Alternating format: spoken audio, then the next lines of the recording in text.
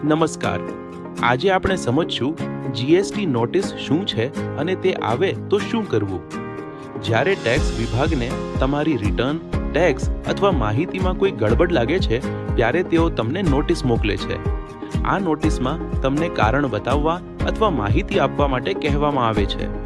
સામાન્ય કારણો શું હોઈ શકે? રિટર્ન સમયસર ન ભરવી, ખોટી માહિતી દાખલ કરવી, ટેક્સની ચૂકવણીમાં ગડબડ અથવા આઈટીસીમાં મિસમેચ. હવે મહત્વની વાત, નોટિસ આવે તો શું કરવું? સૌથી પહેલાં ગભરાશો નહીં. નોટિસને ધ્યાનથી વાંચો અને સમજો. સમયસર જવાબ આપવો ખૂબ જ જરૂરી છે. જરૂરી દસ્તાવેજો તૈયાર રાખો અને સાચી માહિતી સાથે રિપ્લાય કરો. જો જરૂર હોય તો તમારા સીએ અથવા ટેક્સ સલાહકારની મદદ લો. નોટિસને અવગણશો નહીં તો પેનલ્ટી અથવા કાયદેસર કાર્યવાહી થઈ શકે છે. સાચી રીતે અને સમયસર જવાબ આપશો તો સમસ્યા સરળતાથી ઉકેલી શકાય છે.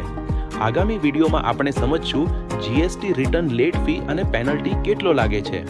જો વિડીયો ઉપયોગી લાગ્યો હોય તો લાઈક કરો, શેર કરો અને ચેનલને સબસ્ક્રાઇબ કરો. આભાર.